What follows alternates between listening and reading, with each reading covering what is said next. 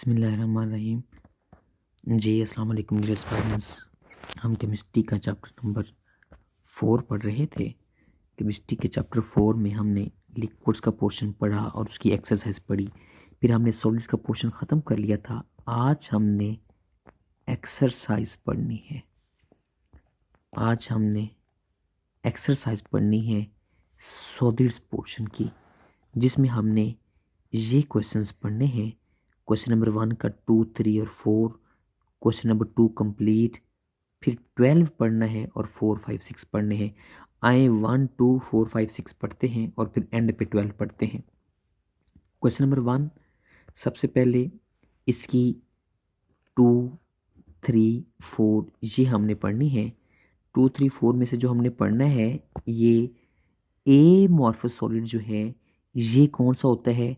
They have sharp melting point? नहीं हो सकता। क्यों? क्योंकि ये तो क्रिस्टल वाला जो सॉलिड होता है उसकी खूबी है कि उसके एग्जैक्ट मेल्टिंग पॉइंट होते हैं।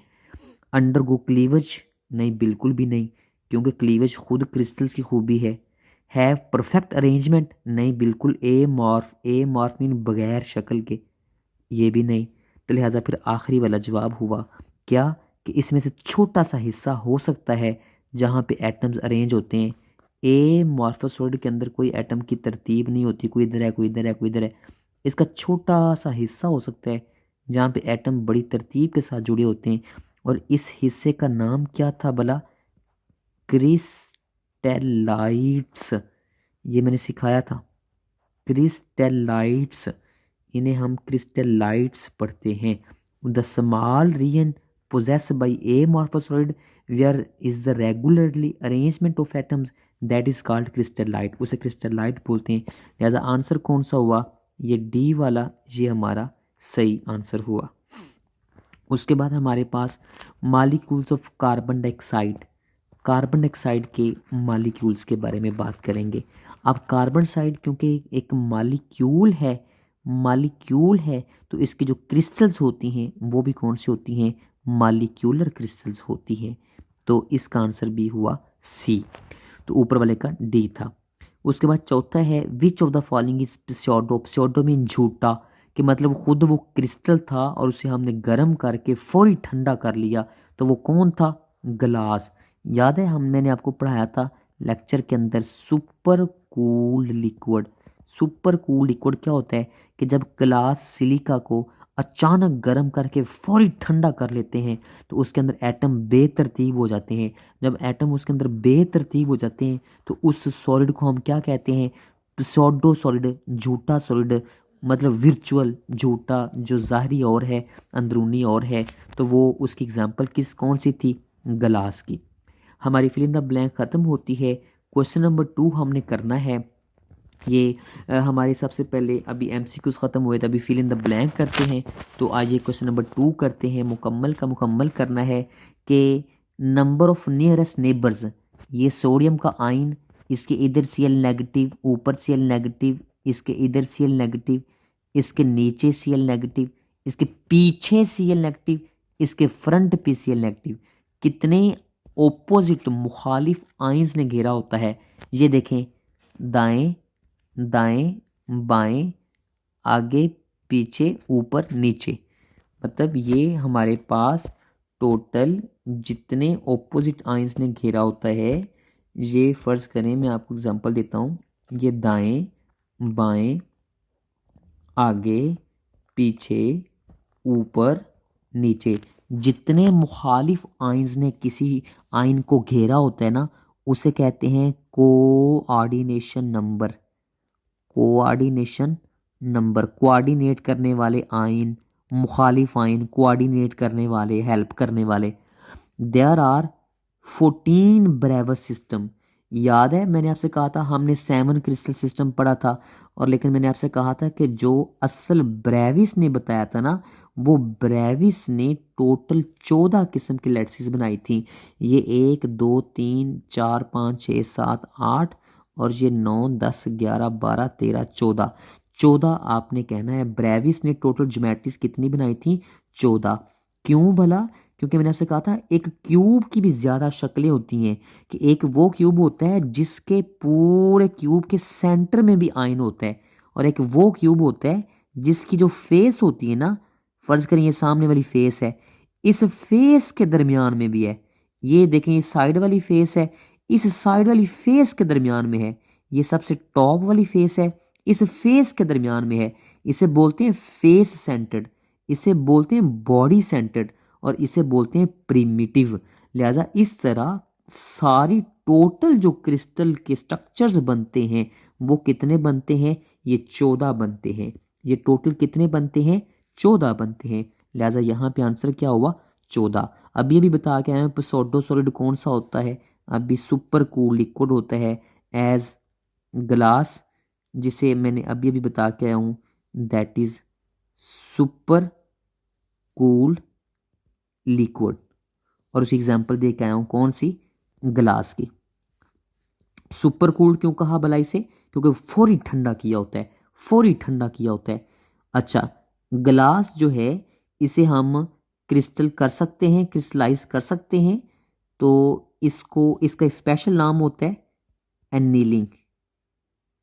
एनीलिंग, एनीलिंग ये आपके टॉपिक में नहीं था, ये आपने याद करना है कि इस प्रोसेस का जिसमें ग्लास को क्रिस्टलाइज किया जाता है, इस प्रोसेस को क्या कहते हैं? एनीलिंग कहते हैं। एनीलिंग ये बड़ा इंपॉर्टेंट एमसीक्यू है।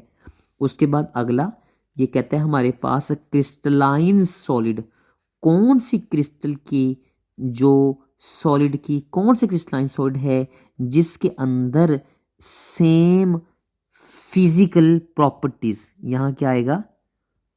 Physical properties. ऐसे सॉलिड जिसमें फिजिकल प्रॉपर्टीज क्या रहती हैं? सेम रहती हैं, सेम रहती हैं, सेम रहती हैं, उसे बोलते हैं आइसोट्रोपिक।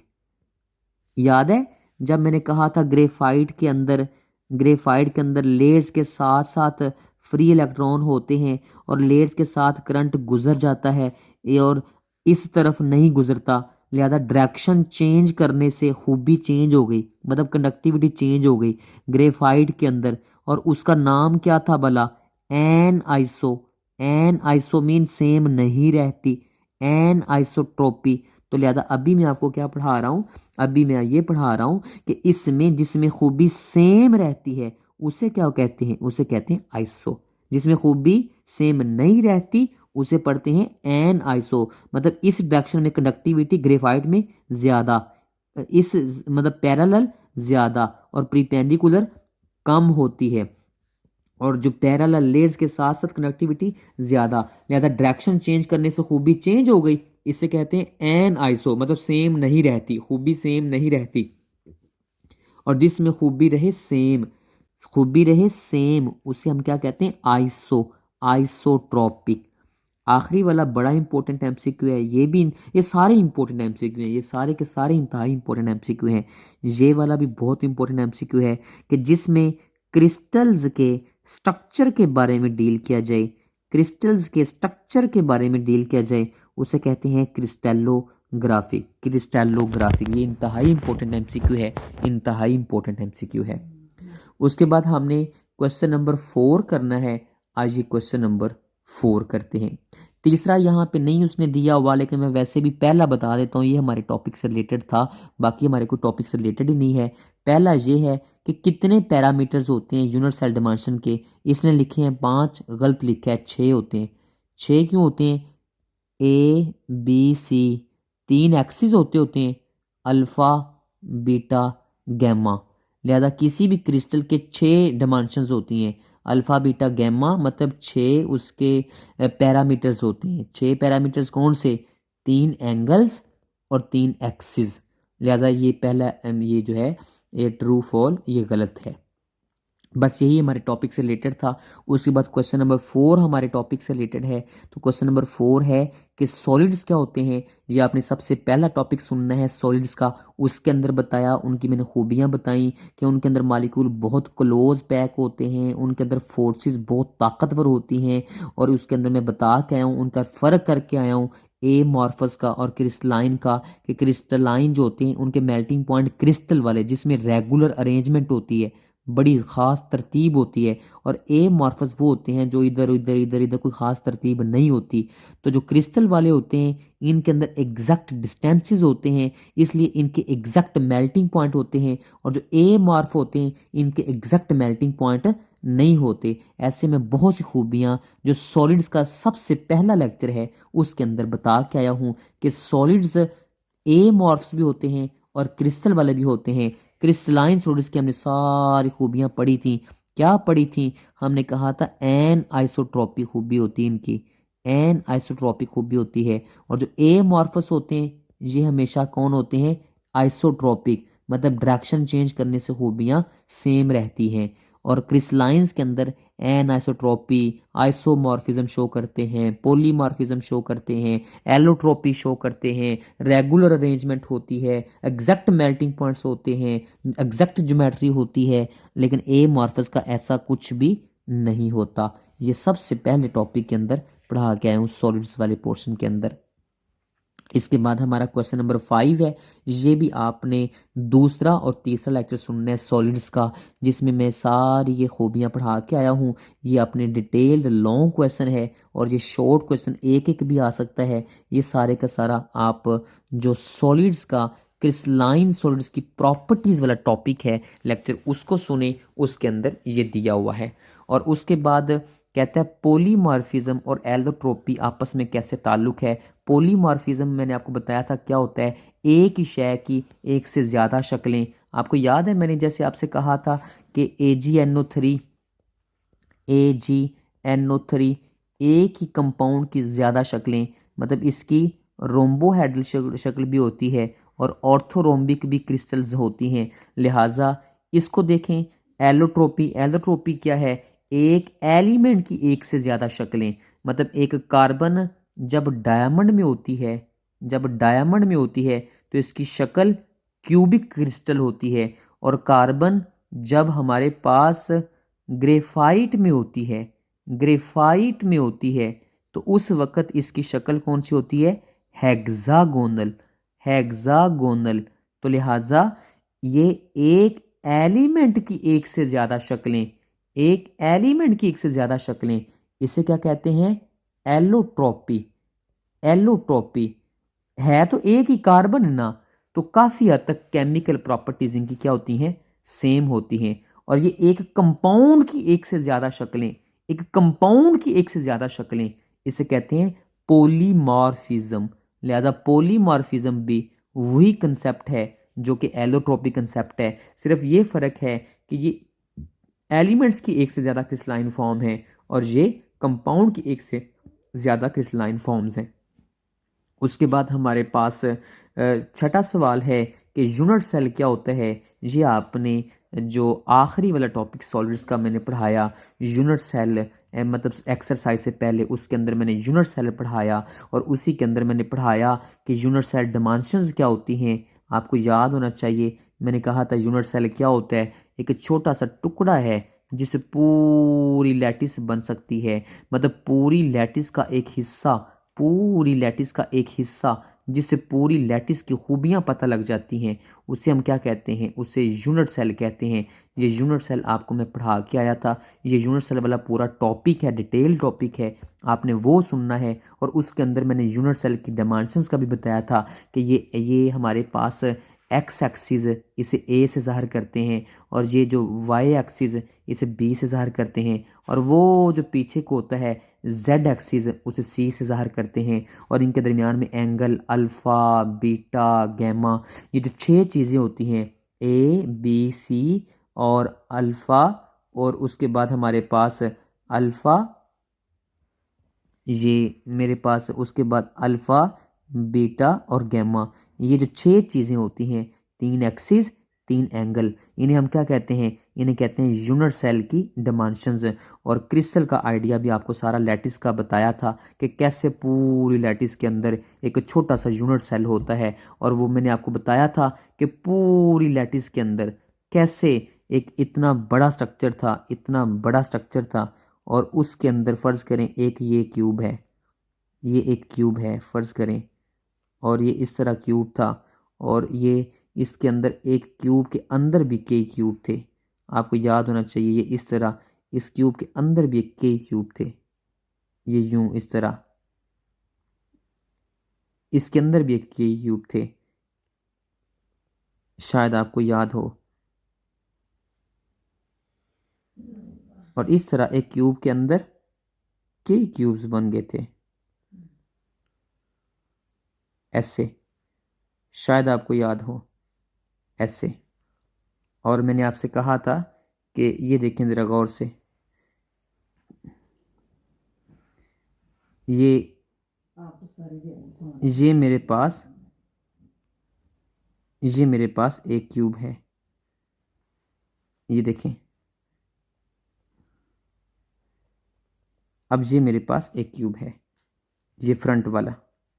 अब ये पूरे क्यूब्स बने हुए हैं, कितने क्यूब्स बने हुए हैं? ये जो एक क्यूब है इसे यूनिट सेल कहा था, और ये जो पूरा स्ट्रक्चर है ये वाला, ये जो पूरा स्ट्रक्चर है ये वाला, ये पूरा स्ट्रक्चर इज कॉल्ड लैटिस। इसे हम क्या कहते हैं? लैटिस कहते हैं। ये हमने सारा पढ़ा था, याद है आपको? ये हमने यूनिट सेल डायमेंशंस भी इसके अंदर मैं जिक्र करके आया था। आए आगे चलते हैं। हमारे पास इसने 7 क्रिस्टल सिस्टम बताया। 7 क्रिस्टल सिस्टम, इसका 20 सवाल, ये पूरा डिटेल लॉन्ग क्वेश्चन है, ये उसी लेक्चर के अंदर पढ़ा के आया हूँ। ये पूरा डिटेल लॉन्ग क्वेश्चन आपने पढ़ना है। आज ये क्वेश्चन नंबर 12 पे चलते हैं। क्वेश्चन नंबर 12 हमने थोड़े से क्वेश्चंस करने हैं बोर्ड के रूल के मुताबिक, न्यू सिलेबस के मुताबिक। तो ये उसने कहा है कि छठा सवाल, ये मेरे पास आए जी। छठा सवाल कौन सा है? ये सबसे पहले, amorphous solid is called super cool liquid, जैसा कि मिसाल लें ग्लास। तो आए सबसे पहले मैं बताता हूँ कि सुपर कूल लिक्विड होता क्या है। तो ये भी मैं ग्लास वाले टॉपिक के अंदर पढ़ा के आया हूँ। सबसे पहला सॉलिड्स का टॉपिक, सबसे पहला सॉलिड का टॉपिक, जो सॉलिड्स का सबसे 1 लेक्चर है उसको सुने ध्यान से। उसके अंदर मैं बता के आया हूँ, क्या बता के आया हूँ? मैं बता के आया हूँ कि जब एक व्हेन अ क्रिस्टलाइन सॉलिड, जब एक क्रिस्टल वाला सॉलिड इज हीटेड, गर्म किया जाता है, एंड देन कूल रैपिडली, और उसे फौरी ठंडा कर लेते हैं, फौरी ठंडा कर लेते हैं, देन उस वक्त क्या होता है? Atoms do not find time, atoms को टाइम नहीं मिलता टू रीअरेंज, टू रीअरेंज, दोबारा से रीअरेंज होने का। So this is converted into, ये किसमें कन्वर्ट हो जाता है? ए मॉर्फ में, बगैर तरतीब वाले में, amorphous solid. This is called, this is called super cool liquid, इसे सुपर कूल लिक्विड कहते हैं। और ग्लास जो है is also super cool liquid, और ग्लास भी सुपर कूल लिक्विड है। ये इसी तरीके से तैयार किया जाता है। एक्चुअली होता क्या है? Actually solid is freezed below, असल में हमने इतनी जल्दी उसे ठंडा कर लिया है, below it's freezing point, freezing point ते जाने ही नहीं दिया, उसके फ्रीजिंग पॉइंट से पहले ही उसे ठंडा कर लिया है। So atoms do not find time to rearrange, लिहाजा एटम्स को दोबारा से रीअरेंज होने का टाइम नहीं मिलता। Hence this is actually super cool liquid, ये जल्दी से ठंडा किया हुआ क्या है? सुपर कूल लिक्विड है। और ग्लास भी इसी तरीके से तैयार किया जाता है। इसके बाद अगला सवाल है कि cleavage is the crystal its anisotropic behaviour. Cleavage anisotropic behaviour कैसे होता है? आइए जी चेक करते हैं कि क्लीवेज है क्या। क्लीवेज और एनिस्टॉपिक, सबसे पहले आपने एनिस्टॉपिक प्रॉपर्टी बतानी है। एनिस्टॉपिक प्रॉपर्टीज होती क्या है? द प्रॉपर्टीज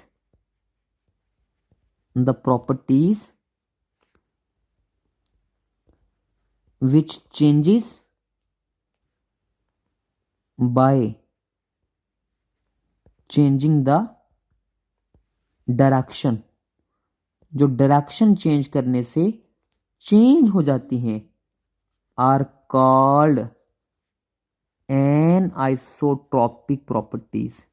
मतलब एन है, वो आइसो नहीं रहती, वो खूबी सेम नहीं रहती। जब डायरेक्शन चेंज कर रहे हैं तो वो खूबी सेम नहीं रहती। And cleavage is breakdown. Cleavage क्या है? Breakdown of crystal from specific plane, खास प्लेन से, and these planes are specific.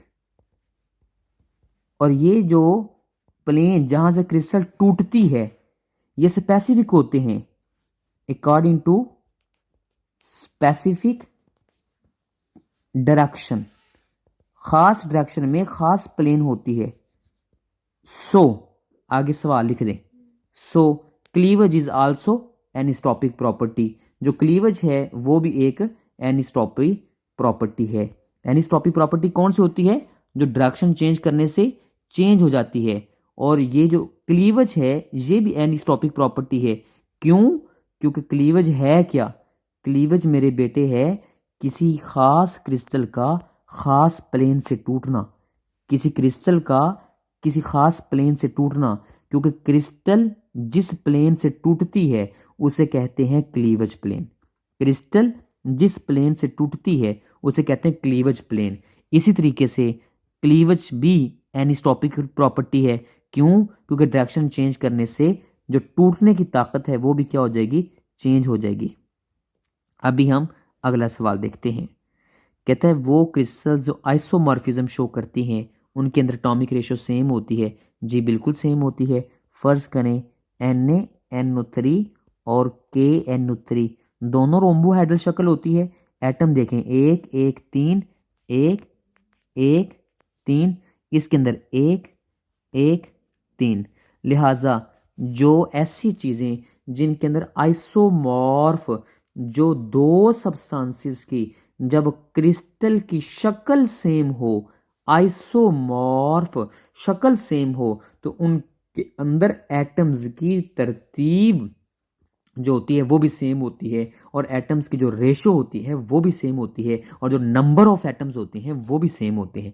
लिहाजा आइसोमॉर्फिज्म में लाजमी तौर पर एटम्स की रेशो, एटम्स की तादाद सेम होती है। और आइसोमॉर्फिज्म क्या होता है इसकी आपने डेफिनेशन भी बतानी है। ऐसा फिनोमेनन जिसमें दो चीजों की सेम शक्ल होती है, सेम क्रिस्टलाइन फॉर्म होती है। इसके बाद अगले 2-3 सवाल हैं हमारे आखिरी। कहते हैं transition temperature is shown by elements allotropy में एंड कंपाउंड्स जो पॉलीमॉर्फिज्म में।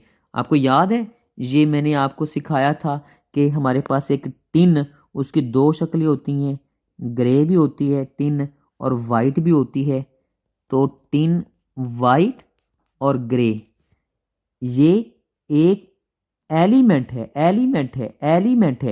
एक एलिमेंट की दो शक्लें एक खास टेम्परेचर पे दोनों शक्लें इक्विलिब्रियम पे पाई जाती हैं। अगर एक चीज की दो शक्लें एक खास टेम्परेचर पे पाई जाती हैं उस टेम्परेचर को क्या कहते हैं? ट्रांजिशन टेम्परेचर और ट्रांजिशन टेम्परेचर में अभी अभी जो मैंने एग्जांपल सामने लिखी है टिन की, ये एलोट्रोपी है। एलोट्रोपी क्या होता है भला? एक एलिमेंट की एक से ज्यादा शक्लें, एक एलिमेंट की, एक टिन की एक से ज्यादा शक्लें। क्यों? क्योंकि जो टिन ग्रे होता है, मतलब टिन मतलब वाइट भी हो सकता है और ग्रे भी हो सकता है। तो जब ग्रे होता है तो इसकी शक्ल होती है क्यूबिक, और जब टिन वाइट होता है तो इसकी शक्ल होती है टेट्रागोनल। लिहाजा एक एलिमेंट की एक से ज्यादा शक्लें, दिस इज द एलोट्रोपी। ये मैंने एग्जांपल दी किसकी? एलोट्रोपी की। Allotropy is the phenomenon in which one element have more than one crystalline form. And इसकी ट्रांजिशन टेम्परेचर की एग्जांपल दी हमने कि ट्रांजिशन टेम्परेचर वो टेम्परेचर होता है एट विच दो जो क्रिस्टलाइन फॉर्म्स हैं कैन को एग्जिस्ट, वो को एग्जिस्ट होती हैं, इकट्ठी पाई जाती हैं। आए पॉलीमार्फिज्म की भी एग्जांपल दे लेते हैं। पॉलीमार्फिज्म में मैंने बड़ी सादा एग्जांपल आप लोगों को याद करवाई थी, KNO3। आपको याद है KNO3 की मैंने शक्ल कहा था कि KNO3 असल में रोम्बोहेड्रल भी होता है और रोम्बोहेड्रल भी होता है और ऑर्थोरोम्बिक भी होता है। दोनों शक्लें होती हैं और 128 डिग्री पे दोनों पाई जाती हैं। ये जो 128 डिग्री है ये क्या है? Transition temperature. लिहाजा एक कंपाउंड की एक से ज्यादा हालतें, एक कंपाउंड की एक से ज्यादा हालतें, दिस इज कॉल्ड पॉलीमॉर्फिज्म। भाई पॉलीमॉर्फ पॉली मीन मैनी, फिज्म, पॉलीमॉर्फिज्म, मैनी शक्लें, मॉर्फ मीन शक्लें। एक कंपाउंड की अगर एक से ज्यादा शक्लें पाई जाएं, मतलब रोम्बोहेड्रल शक्ल भी है, ऑर्थोरोम्बिक शक्ल भी है, इसे कहते हैं पॉलीमॉर्फिज्म। इसे क्या कहते हैं? पॉलीमॉर्फिज्म। और पॉलीमॉर्फिज्म में ट्रांजिशन टेम्परेचर होता है एलोट्रोपी में भी होता है और पॉलीमॉर्फिज्म में भी होता है। पॉलीमॉर्फिज्म मीन एक कंपाउंड की एक से ज्यादा शक्लें एक खास टेम्परेचर पे पाई जाती हैं, और एलोट्रोपी मीन एक एलिमेंट की एक से ज्यादा शक्लें एक खास टेम्परेचर पे पाई जाती हैं। तो अगला सवाल देखते हैं। आए हमारे पास जो अगला सवाल है, कहते हैं कि एक यूनिट सेल जो हेक्सागोन का वो 120 डिग्री होता है। एक हेक्सागोन होती क्या है? एक हेक्सागोन होती है जिसमें 6 साइडें होती हैं। आए मैं दिखाता हूं, ये लें, ये हेक्सागोन है। यूं 2 लाइनें बनाएं और यूं उसके स्मॉलर और ग्रेटर से मिला दें और इसको यूं नीचे मिला दें। ग्रेफाइट में sp2 हाइब्रिडाइजेशन होती है और ये मैंने एक ग्रेफाइट की शक्ल बना दी। इसका ये एंगल 120 होता है। तो जो हेक्सागोनल है इज आल्सो कॉल्ड पॉलीगोन। इसे पॉलीगोन कहते हैं। पॉलीगोन मीन एक रेगुलर पॉलीगोन, मतलब एक प्लेन के अंदर 6 साइडें, मतलब ये एक सफा है, एक सफे के अंदर ये 6 साइडें, ये एक सफा है, एक सफे के अंदर 6 साइडें, इसे कहते हैं पॉलीगोन, रेगुलर पॉलीगोन। सो इसका एंगल निकालना हो, one angle can be determined, ये निकाला जा सकता है बाय दिस फार्मूला।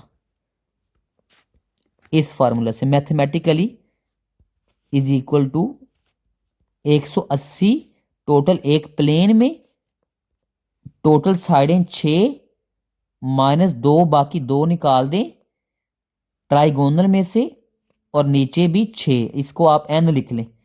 ये इसकी टोटल साइडें 6 होती हैं, नीचे भी n। क्या मतलब? 180 टोटल, क्योंकि ये पॉलीगोन है तो 6 साइडें माइनस 2, क्योंकि एक ये ट्राइगोन बनती है, ये वाली ट्राइगोन, यूं यूं और यूं। तो 2 निकाल के बाकी एक एंगल एक का मालूम करना है, 2 साइडों के निकाल के एक का एंगल मालूम करना है। तो ये फार्मूला 180 इंटू 6-2 मीन 4/6, तो इसका जवाब कितना आएगा 120 डिग्री। लिहाजा एक एंगल लाजमी तौर पर हेक्सागोन के अंदर कितना होता है 120 डिग्री होता है। ये आज का आपका टोटल जो लेक्चर था, इतने ही सवाल हैं। एक सवाल और है नए सिलेबस के मुताबिक, वैसे ये हमारे टॉपिक से रिलेटेड नहीं बनता था लेकिन उसने दे दिया है। कहता है इलेक्ट्रिकल कंडक्टिविटी मेटल के अंदर मतलब लोहे के अंदर टेम्परेचर बढ़ाने से कम होता है। फर्ज करें लोहे से करंट गुजर जाता है, गुजर जाता है जी, गुजर जाता है। मेटल्स होती क्या है, अब ये देखें मेटल क्या होती है।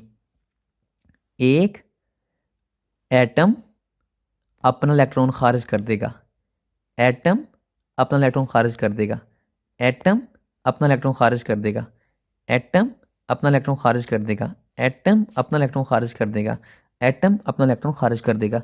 अब इस तरह एक मेटल होती है। मेटल में इलेक्ट्रॉन का एक पूल होता है, इलेक्ट्रॉन पूल गैस थ्योरी। इसे क्या कहते हैं, electron pool gas theory. Electron pool gas theory क्या है कि एवरी, मैं आपकी खातिर लिख देता हूं, वैसे समझा रहा था, every atom in metal loses valence electrons and then all positive ions, सारे positive ions are equally attracted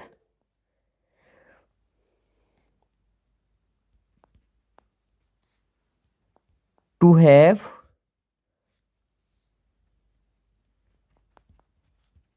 attractive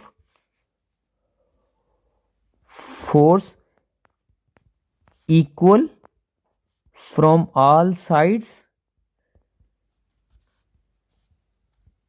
making the metallic bond। क्या मतलब इस बात का, आए मैं समझाता हूं ये क्या मतलब है। इस बात का मतलब ये है कि अब ये जो इलेक्ट्रॉन इसने खारिज किया है ना, ये सिर्फ इसका नहीं है, इसको ये भी खींच रहा है, इसको ये भी खींच रहा है, इसको ये भी खींच रहा है, इसको पीछे वाला फ्रंट वाला ये भी खींच रहा है, ये भी खींच रहा है, ये भी खींच रहा है। तमाम electrons are equally attracted by all positive ions. मतलब आप ये भी लिख सकते हैं शॉर्टकट कि वो जब लॉस कर देते हैं then loses the valence electron and then positive ions, ये आप इस तरह लिख लें कि पॉजिटिव आयंस, ये मुख्तसर हो जाएगा आपके लिए ताकि क्वेश्चन ज़्यादा लंबा ना हो जाए, क्योंकि असल जवाब हमारा और है जो करंट के मुतल्लिक, वो तो अभी मैंने लिखना है। जो करंट के मुतल्लिक लिखना है वो अभी मैंने लिखना है कि तमाम मेटल के एटम ने अपना अपना इलेक्ट्रॉन खारिज कर दिया and then all positive ions, all positive ions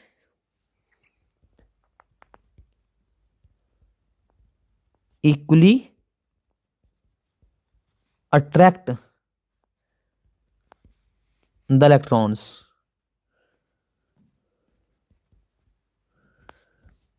और वो इलेक्ट्रॉन्स को आप बराबर खींचते हैं फ्रॉम ऑल साइड्स। और आगे ब्रैकेट में लिख दें कि ये क्या बन गया है, मेटालिक बॉन्ड, ताकि सवाल ज़्यादा लंबा ना हो। मेटालिक बॉन्ड बन गया। अब ये हमारा असल जवाब है। असल जवाब अब मैं लिखने लगा हूँ, वो तशरीह थी सिर्फ। बाई इंक्रीजिंग टेम्परेचर, जब टेम्परेचर बढ़ाया जाता है, गर्म किया जाता है लोहे वगैरह को, उस वक्त गर्म करते वक्त positive ions also start to oscillate. oscillate mean vibrate, कि पॉजिटिव आयन भी वाइब्रेट करना शुरू कर देते हैं।